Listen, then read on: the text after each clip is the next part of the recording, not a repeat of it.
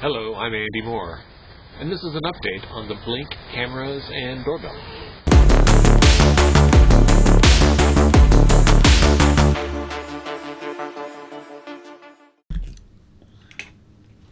What's up, everybody? So this video is a follow-up to my last couple of videos about the Blink cameras and the Blink outdoor cameras and the Blink video doorbell. I actually installed the outdoor cameras in March, and it is now November. It's the day before Thanksgiving.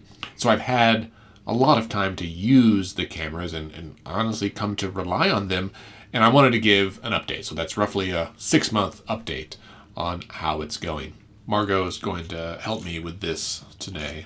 She's very into gadgets. So I have my 3 cameras set up. One is on the front porch, one is on the side of the house that looks towards the driveway, and the third one is in the garage in case someone stumbles in there. We lock the doors, but you never know. And then the doorbell is honestly, is obviously right next to the front door. So I installed the Blink cameras, months before I got the video doorbell. And so I've got double coverage on the front porch. And fortunately, in the Blink app, I was able to change the motion detection settings so that only the doorbell is detecting motion. And then the secondary, it's just the outdoor camera that shows the whole porch, is set up so that I can just do it on demand and see if there's a package sitting there or what's going on in case I'm kind of curious. All of these cameras have two-way voice, which is helpful, on the occasion someone rings the doorbell, which honestly hasn't happened yet. So I wanted to take a little bit of time to actually show you what the Blink app looks like and how you use it. And so when you pop it open here, I've got them all labeled. You can see there's the front porch, there's the driveway, there's the garage, and then there's the doorbell. And you can set the set picture. So if I want to take a new picture of what my driveway looks like right now, I can push that button. And look, that's what it looks like right now. So it's a snapshot. You can see my car is out in front of the house, not in the driveway right now. And so in each one, the same thing with the front porch. You can do a live view of what that looks like, so you can do a live view what that looks like, and it does play the audio automatically, just the sound of wind outside, and you can obviously mute that. So if you go into the settings for each one, you can see you can change the name of it at the top. It's got just a battery monitor that tells you the temperature of where it's at. So it's 63 degrees outside right now. And then you can turn on or off the motion detection. And you can also set the motion detection zones. And I think this is real handy. So this is the driveway view. And obviously I took this picture when my car was in the driveway. So I grayed out some of the areas of the street so that when my car is parked where it normally is, it's not picking up traffic up and down driving past the house, because then it sets too many notifications and that uses too much battery from the camera, right? Well, you really only want it to detect motion and to only notify you when something's happening. Now you can go into the advanced and you can kind of do it on a more granular level. So if I really want to be precise there, you can change it that way. You can also update the photo. So let's take a quick new photo. So it'll show you what exactly is happening. Now this obviously from this location is not ideal because I'm not always parked in the driveway, but I am most of the time. All right, so you can see it for the most part kind of blocks out what's happening. I didn't want to block all the way in the street, although that might be helpful. But then it starts, you think about what's in the foreground right then. Updating these settings is maybe not the fastest. You can set, how long it takes to re-trigger it. I have it at 10 seconds. Your sensitivity, the clipped length, if motion stops, you end it early. Early notification means that it will notify you as soon as motion is detected, and then you can hop in and look at it live if you're interested. It has detailed settings for night vision, audio, all of those things. The photo capture is really interesting.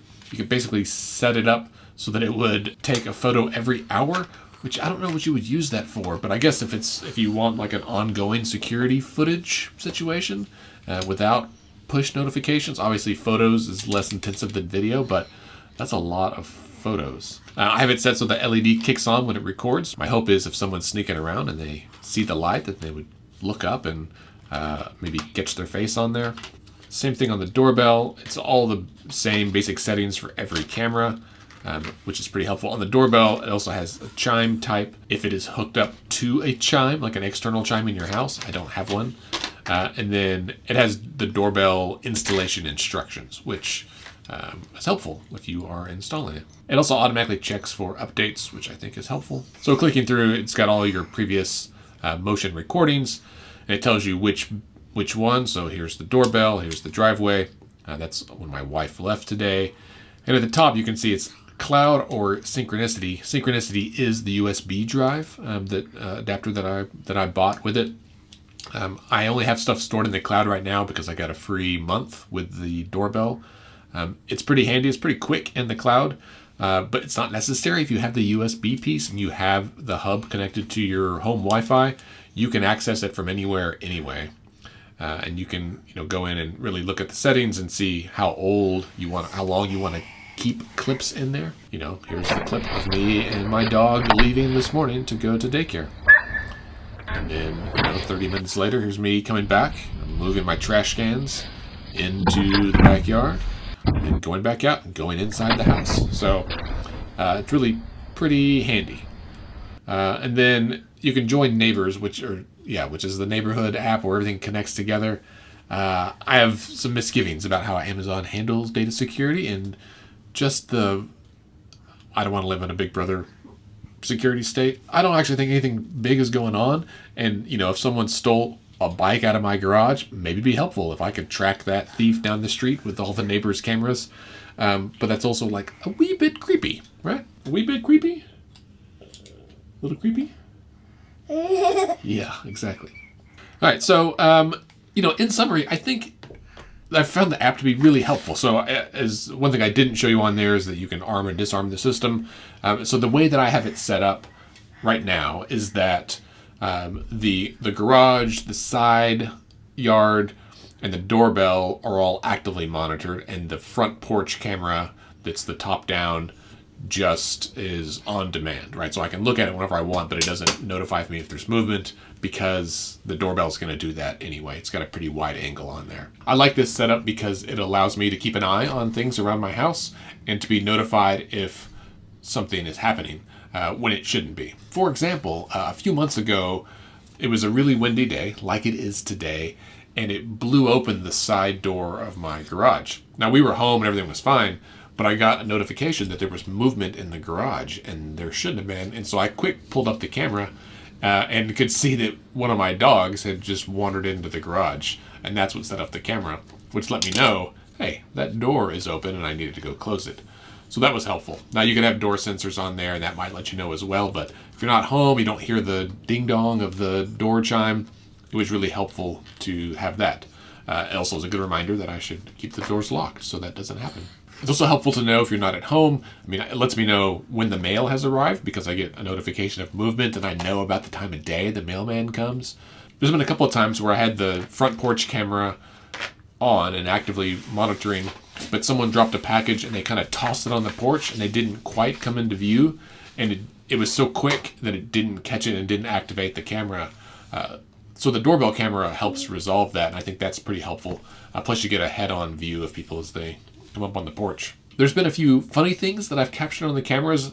We caught several possums that were walking by, cats in the middle of the night, neighborhood dogs, occasionally a bee or a wasp would be right up in front of the camera, and that has been captured. That's not very common. My neighbors coming and going. I didn't have all the zones grayed out, and so when they have a Escalade, they've got a big SUV, and so when they would come home, it would trip the camera even from across the yard, which tells you how sensitive it is, and also maybe the value of graying out some of those motion zones. I also find that when I'm working around the house, I have to be mindful to turn off, to disarm the system. Otherwise, going in and out of the garage, it trips it over and over again. And when you go in, it sets to record for 10 seconds. And so it'll re-trip it every 10 seconds. And if I'm just in the garage working, I don't want 30 minutes of 10-second clips clogging up and running the battery down.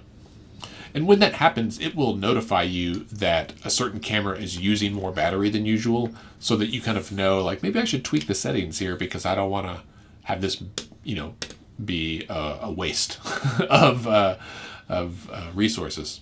All right, Margot, is there anything else you want to add about the cameras? How do you think? You like them? Margot's a fan. Yes. All right, well, thanks for watching. If you have questions about the external cameras or the doorbell, I will link both of those in the description below if you want to pick those up on Amazon. I'm sure they'll be on sale during the holidays here. They're pretty handy.